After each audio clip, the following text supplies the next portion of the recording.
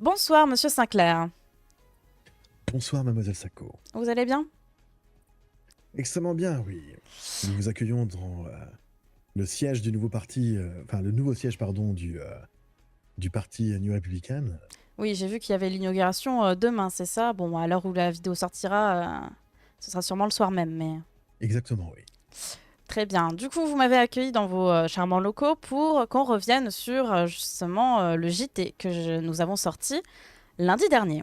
Il s'agissait du coup d'une interview de monsieur Anton Pérez, président du Social and Republican Party.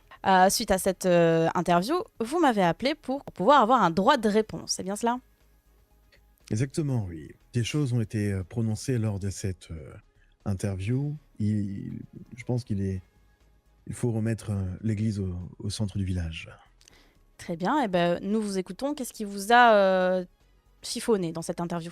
En soi, je m'adresse à vous, mais je vais aussi m'adresser un peu aussi à tous vos téléspectateurs et à l'ensemble des concitoyens de San Andreas.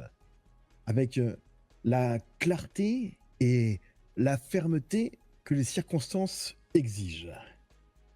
L'interview que vous avez fait en effet avec monsieur Anton Pérez est l'exemple parfait de ce que nous ne pouvons malheureusement plus tolérer dans notre système politique, c'est-à-dire l'inaction, l'incapacité à assumer ses responsabilités et au final, de la désinformation. Commençons donc par ceci et rétablir les faits. Monsieur Pérez affirme lors de votre interview que le projet de loi sur la criminalisation des atteintes sexuelles était incomplet, qu'il n'encadrait pas tout, et que ce serait pour cela qu'il ait voté non pas contre, mais pour sa révision. Mhm. Il donne des exemples. Il parle, parce que j'ai bien écouté l'interview justement, d'absence de dispositions contre les crimes sur les mineurs. Il parle de harcèlement sexuel aussi, qui ne serait pas encadré, ou l'exploitation de personnes vulnérables. J'insiste sur le mot vulnérable. Je le cite. Donc permettez-moi de clarifier quand même une chose. Tout cela est déjà pris en compte. Il est hors de question. Et les citoyens ne sont pas dupes, car ils ont voté lors du référendum, et lorsqu'ils ont voté, ils ont eu accès au document initial qui a été proposé au Sénat. Les crimes sur mineurs, prévus dans les circonstances aggravantes, c'est clairement défini. Harcèlement sexuel, déjà pénalisé par l'article 224-1 du Code pénal. Exploitation sexuelle des personnes vulnérables, et là encore, c'est déjà prévu, inscrite noir sur blanc, comme étant une circonstance aggravante dans le projet de loi qui a été présenté et qui a finalement été voté lors du référendum. Si M. Pérez avait pris la peine de lire les lois existantes ou même le projet de loi en question, il aurait peut-être su que ces arguments sont tout simplement, actuellement, faux. Mais voilà, cette ignorance des codes de San Andreas que lui et son parti démontrent régulièrement est devenue un peu une signature de leur incompétence, méconnaissance de la Constitution, des codes. Ensuite, il prétend que le Sénat ne peut pas modifier une loi après son adoption. Je reprends ces mots. Hein. C'est faux. Et c'est même un mensonge dangereux. Le processus législatif permet à la fois des amendements, des ajouts et même des révisions. Mais cela, ça demande du courage, ça demande du travail et ça demande une volonté politique que M. Pérez semble incapable de démontrer. Ce projet de loi n'est pas parfait. Je ne l'ai jamais prétendu. Mais il est une base, il était une base solide, une fondation sur laquelle bâtir une protection immédiate pour nos citoyens. Le reporter, c'était refuser d'agir, c'était tourner le dos aux victimes. Et soyons clairs, quand vous votez pour reporter un projet aussi crucial, ça revient à voter contre. Il n'y a aucune autre forme d'interprétation possible. Et que dire de l'absence de nos sénateurs à cette séance. Oui, je parle des sénateurs d'Union républicaine. Ils étaient excusés pour des raisons légitimes. La santé, la famille, des urgences professionnelles. Mais M. Pérez ose critiquer ses absences alors qu'il a lui-même brillé par son absence le soir de la manifestation qui a suivi.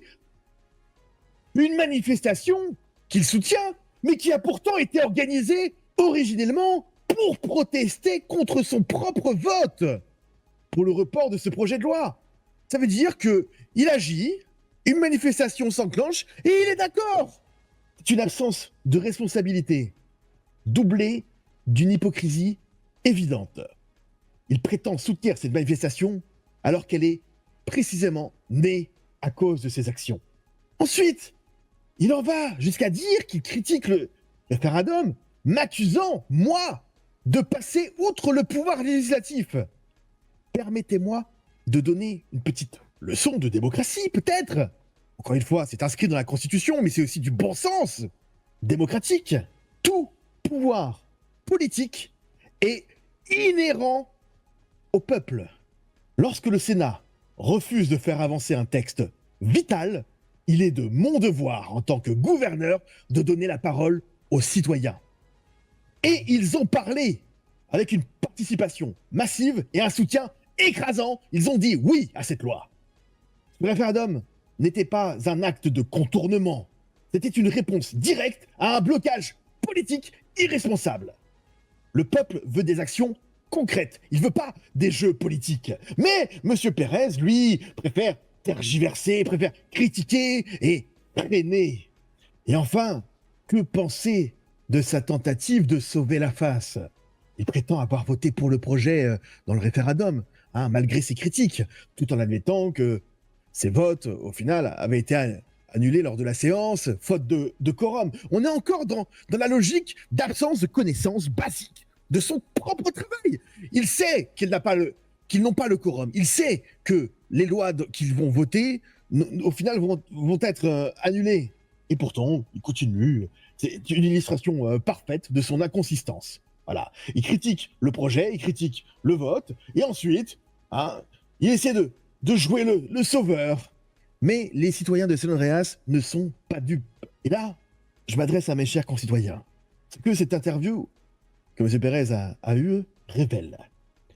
C'est une opposition plus préoccupée par ses propres intérêts que par ceux du peuple. C'est une opposition incapable de prendre ses responsabilités, de proposer des solutions ou même de comprendre les lois qu'elle est censée défendre. Pendant qu'ils se perdent dans leurs contradictions, mon gouvernement agit. Notre parti politique agit. Et je peux déjà vous annoncer, et vous le verrez, je vous invite d'ailleurs à tous, citoyens, de venir aux séances du Sénat qui se tiennent le mercredi soir à 22h, au Capitole, c'est public, que déjà, un petit texte pour compléter la loi de la criminalisation et la pénalisation des atteintes sexuelles va être proposé lors d'une séance au Sénat, et nous continuerons de le faire. C'est possible, contrairement à ce que M. Pérez dit. Tout est possible. À M. Pérez, je dirais ceci. Il est temps, je pense, de reconnaître vos égarements. Admettez vos erreurs.